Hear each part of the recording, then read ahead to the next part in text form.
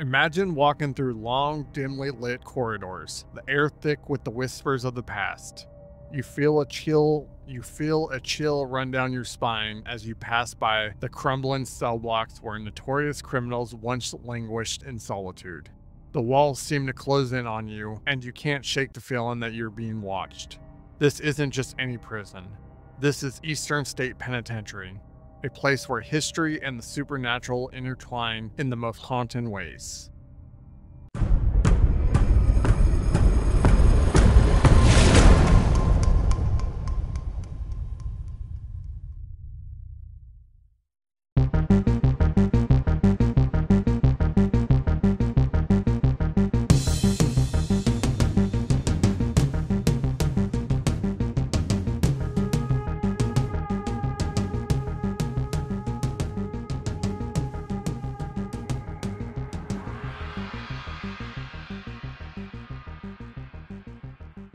Welcome to another episode of All Things Mysterious, the podcast where the realms of true crime, the supernatural, and the unexplained converge.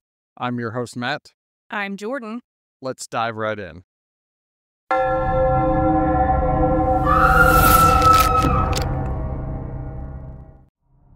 Eastern State Penitentiary opened its formidable gates in 1829, forever changing the landscape of the American penal system.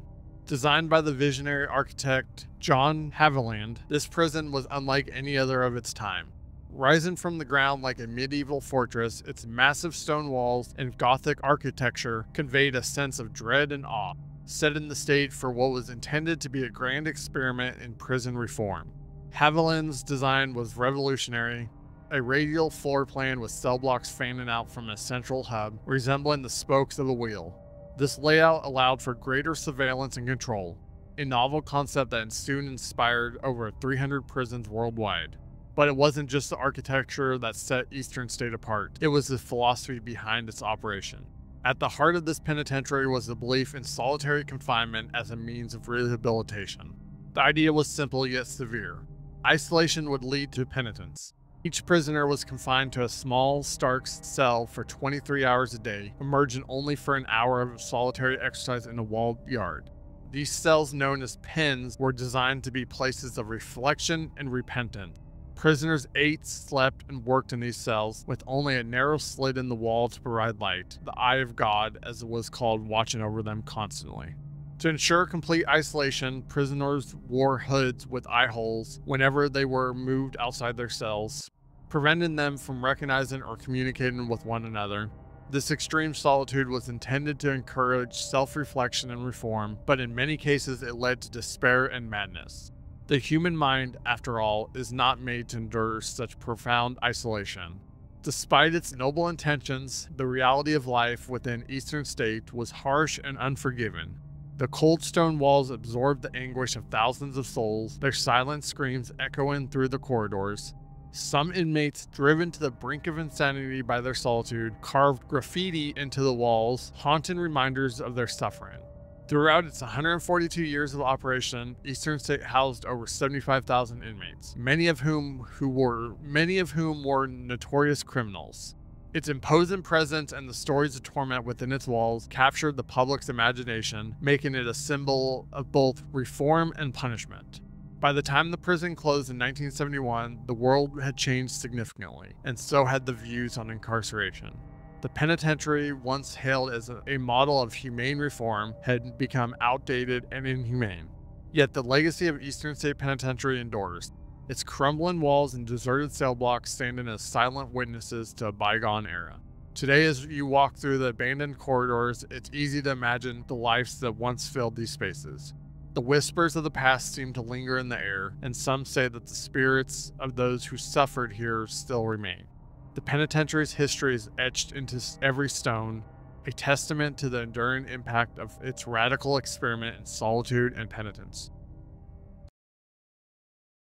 So I want to start out by saying that this is on the top of my list of places that I want to ghost hunt in, and we will definitely be ghost hunting here. I would like to go.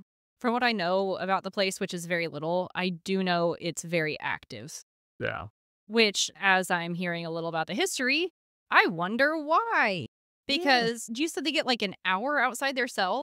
They spend 23 hours in their cells, 1 hour in the yard by themselves. Good God, no freaking wonder. Yeah. Don't get me wrong, I'm a fairly solitary person, but that would make anybody straight up insane. You were essentially by yourself at all times. Because even on the yard, you were by yourself. You could obviously see the guards watching you, but you couldn't interact with them. You didn't interact with anybody in your cell. It was, of course, later on, there was allegations of guards abusing prisoners. So there was some interaction then, but not the interaction that they would want. Right? At that point, they might even crave that because some interaction, even though it's negative interaction, is still Yeah. interaction. And we will get into some of the kind of the most famous paranormal activity that has been witnessed here, or the hotspots, different stuff. But before we get into that, we'll talk about some of the notable prisoners that have been here. The last one I think you'll enjoy. Woo. Eastern State Penitentiary was home to many notorious criminals, each bringing their own unique stories and legacies to this infamous prison. Here are a few of the most notable inmates who left their mark on these haunted halls. Al Capone. Picture the year 1929. The infamous gangster Al Capone, the ruthless crime lord who ruled Chicago's underworld with an iron fist, finds himself behind the formidable walls of Eastern State Penitentiary. Capone was incarcerated here for carrying a concealed weapon, a relatively minor charge for the man of his infamy, yet his short sentence was marked by luxury rather than suffering. Step into Capone's cell and you're transported to a different world. Unlike the stark, cramped halls of his fellow inmates, Capone's cell was a haven of comfort. Fine rugs adorned the floor, antique furniture filled the space, and a polished wooden radio played soothing music. The soft glow of a lamp cast warm light over the room, created an oasis of opulence amidst the prisoner's grim surroundings. Visitors today are often struck by the contrast, drawn to Capone's cell to marvel at his lavish accommodations. But even in luxury, Capone couldn't escape the past. Many claim his cell is haunted by the ghost of his victims, their relentless spirits seeking retribution. Willie Sutton. Next, we journey to the life of Willie Sutton, one of the most famous bank robbers in American history. Known for his intelligence and charm, Sutton was a master of disguise and a cunning escape artist. His tenure at Eastern State is legendary, marked by daring exploits that read like a Hollywood script. One of Sutton's most famous escapades was his attempted escape through a meticulously planned tunnel. For over a year, he and several other inmates dug a tunnel from their cell block to the outside world. A feat of ingenuity and perseverance. Imagine the suspense, the fear, and the hopes as they inch closer to freedom with each passing day. Although they were ultimately captured, Sutton's story adds a layer of excitement and intrigue to the prison's history. His cleverness and daring made him a folk hero of sorts, a man who defied the system and captured the public's imagination. Pep, the cat murdering dog. Now for a tale that straddles the line between fact and legend. Meet Pep, the black Labrador retriever, also known as the cat murdering dog. According to the story, Pep was sentenced to life at Eastern State for killing Pennsylvania Governor Gifford Pinchot's wife's beloved cat. The idea of a dog being imprisoned might seem absurd, but Pep's story adds a unique and somewhat whimsical chapter to the penitentiary's history.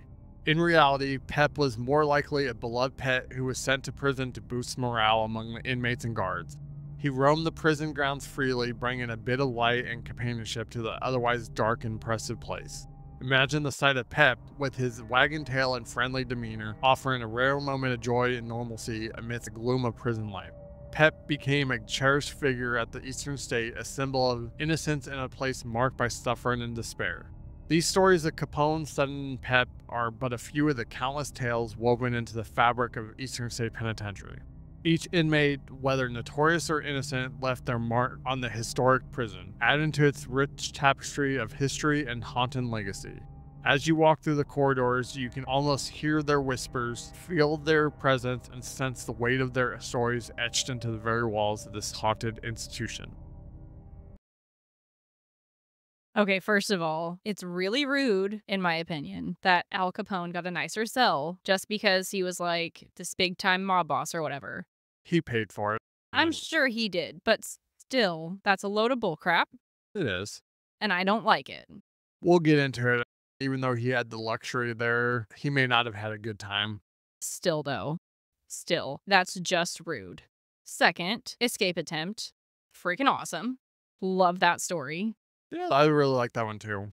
And they got really far. I think they actually got to the point where they got out of the prison, but then they were caught shortly after. Which is really impressive because they were completely solitary at that point.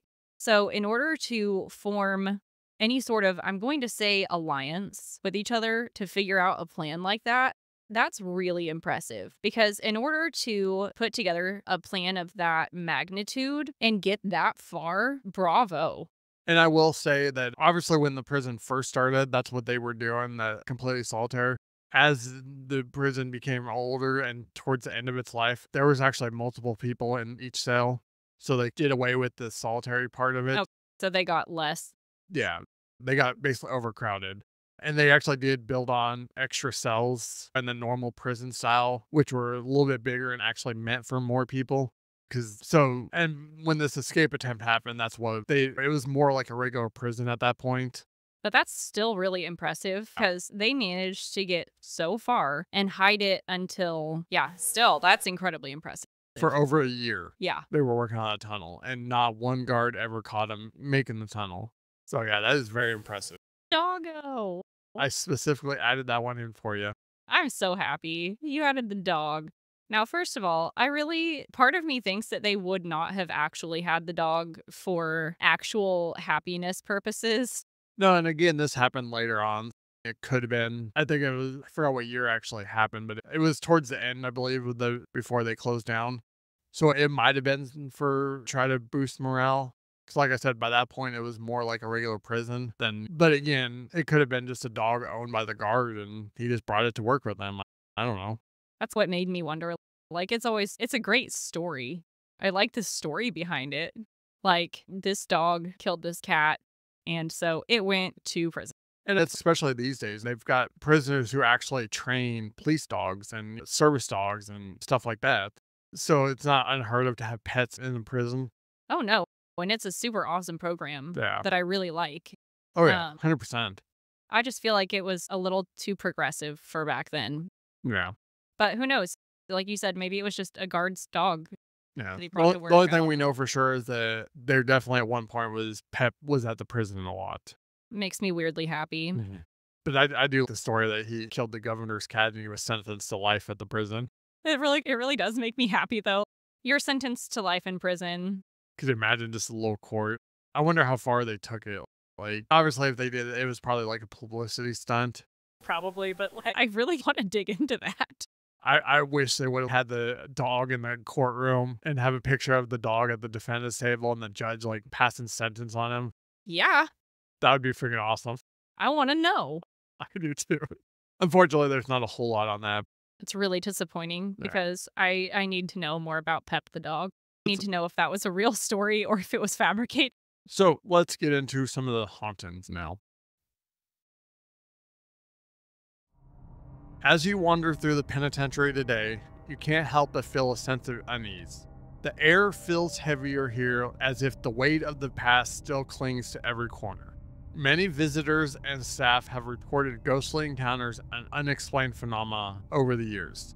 The eerie silence is often broken by strange sounds sending chills down your spine.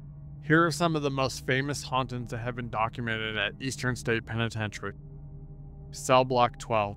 Cell Block 12 is notorious for its paranormal activity. Imagine walking through this long, narrow passageway. The air is stale and your footsteps echo. Suddenly you hear it. Eerie laughter echoing through the empty cells.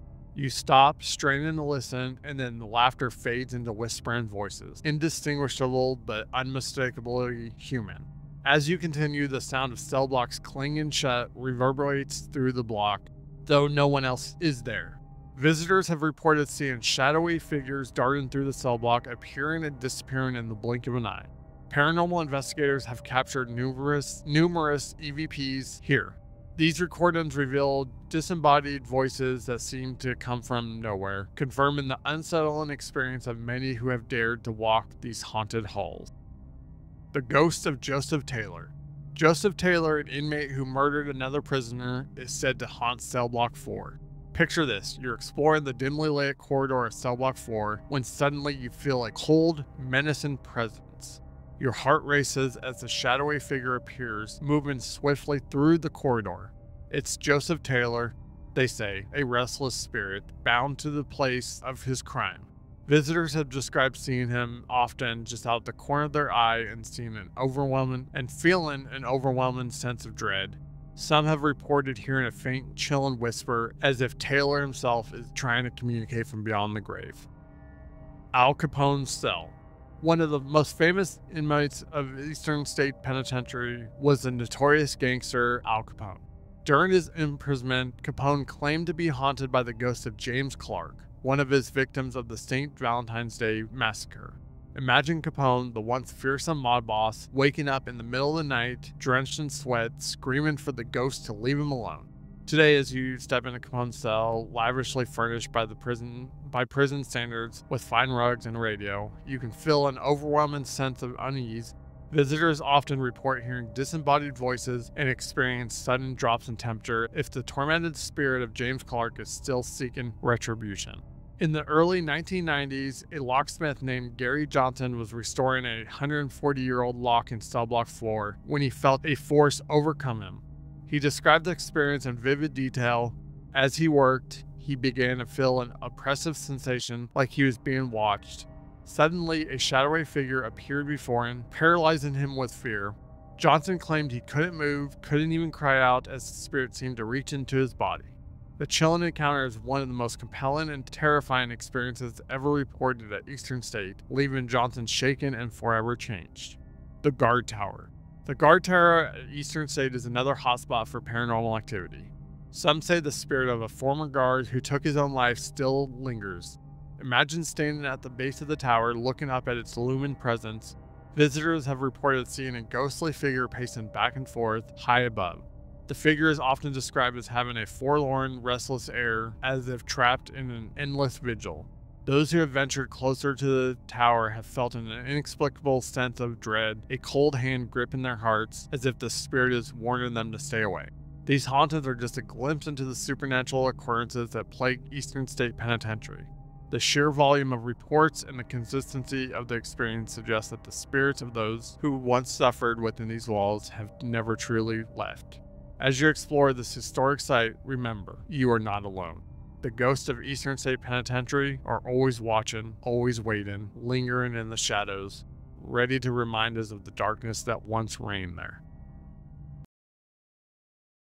Disembodied voices! Oh, I cannot wait to go here because I want to see the shadow figures.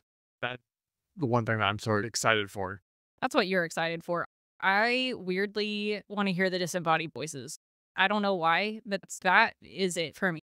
Maybe I can't handle the shadow figures. I know what it is, but I don't know what my fear is about it or my stop. I don't know how I'll handle that, to be completely honest with you. Just imagine doing a solo investigation in a prison. Hey, I've been handling it really well. Yeah, but I think the prison's going to be a little bit different. Oh, 100,000% for sure. But I've been really brave. We didn't do a solo investigation at the haunted castle house. No, I should have, though. I would have done it. Yeah, I don't know why we didn't do it. It's because the house was giant, I think. I think I forgot. And also, it took forever. Yeah, we did. And our equipment was slowly dying. Part of it was because when we did it at the Sally house, you forgot to do the one thing that you needed to do, and that was record. I'm sorry. That house wanted us out, and I was done. But can you imagine doing a full solo investigation in the Eastern State Penitentiary? Yes, and I would be brave enough to do it, I think. Now that I feel more confident, I think I could do it. I think I would probably pee my pants, and I'd probably have to wear like a diaper of some sort, but you know what? I will do it. See, I'm confident too that I could do it, but I think it still would freak me out. Oh, 100%. You guys probably will hear my heartbeat the entire time. But the disembodied voices and the shadows and the doors clinking and everything else, I can only imagine the evidence that we could get there. It's so cool. And this is definitely top of the list. Places that I'd really like to go and explore. Waverly, Eastern State, and the Winchester Mansion. Yes. Those are the three definitely on the top of the list. Yes. And we'll come up with some more as well. Our plan is once we get monetized fully, we're going to go to 10 different locations and do 10 locations all at once. I have an idea, but I've forgotten to write them down because I'm amazing. Because she's Jordan. I forget to do everything. Don't judge me. So we're going to have a list, and I can guarantee you one thing, that Eastern State Penitentiary is going to be on the top of the list. Yeah, Waverly was already at the top of mine. Winchester Mansion's going to be on there. And then a few other places. Once we know, we'll release the list to everybody, but we might just wait till we release the episodes. We very well could, but I'm super excited for it.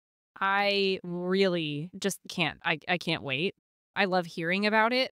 I want to make sure before we go to all of these places that we know the history behind it and everything else.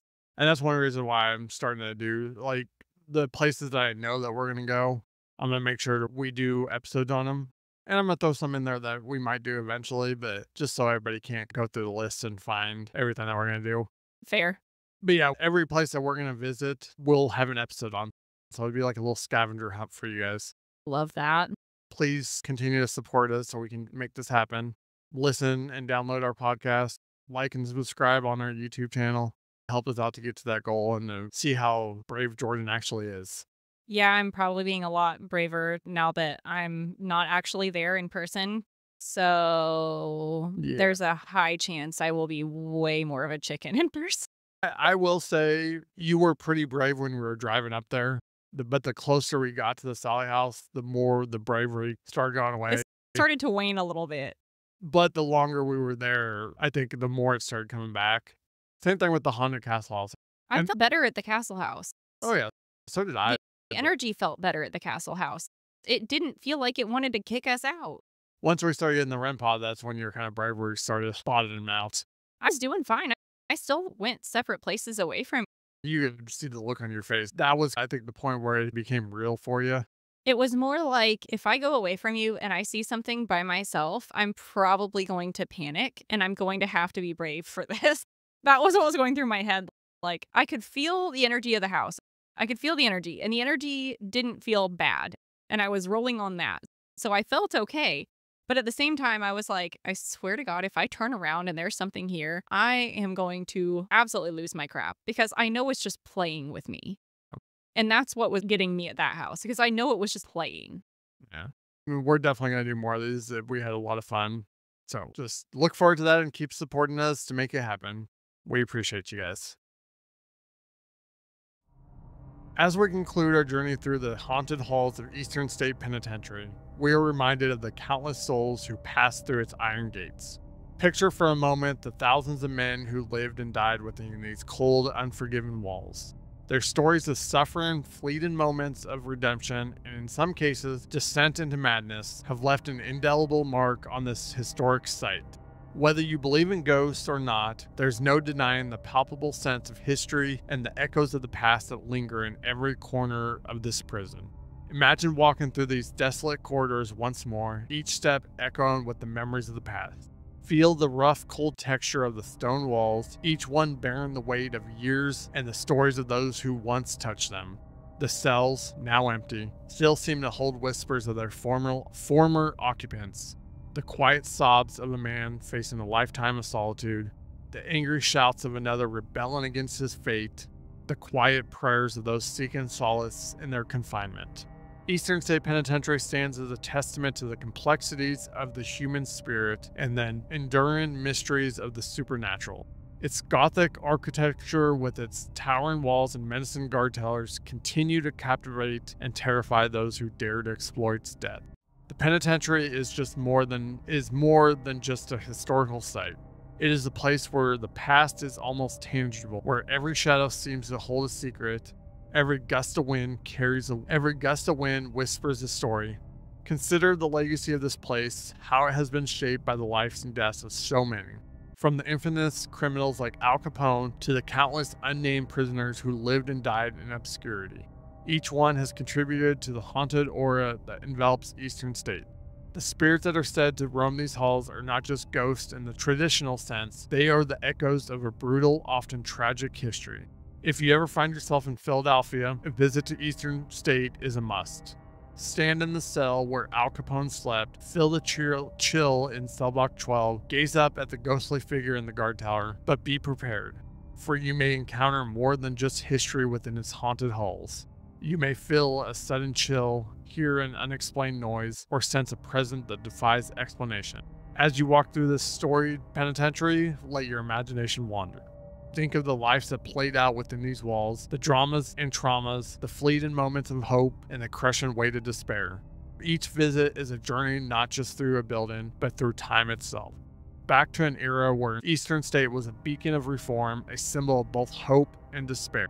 So as we close the heavy doors of Eastern State Penitentiary behind us, we carry with us the story of those who once called this place home. We leave with a deeper understanding of the human condition, a sense of awe at the resilience of the human spirit, and perhaps a shiver of fear at the thought of the restless souls that still linger here. Thank you for joining us on this eerie journey through the Eastern State Penitentiary. If you enjoyed this episode, don't forget to like, subscribe, and hit the notification bell. Share your thoughts in the comments below and let us know if there's a haunted place you'd like us to cover.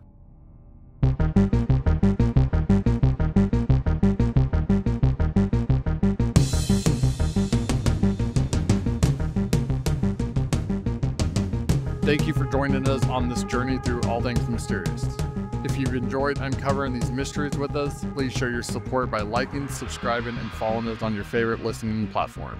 For more content and ways to stay connected, don't forget to check out our links in the description below. As always, we keep you guessing.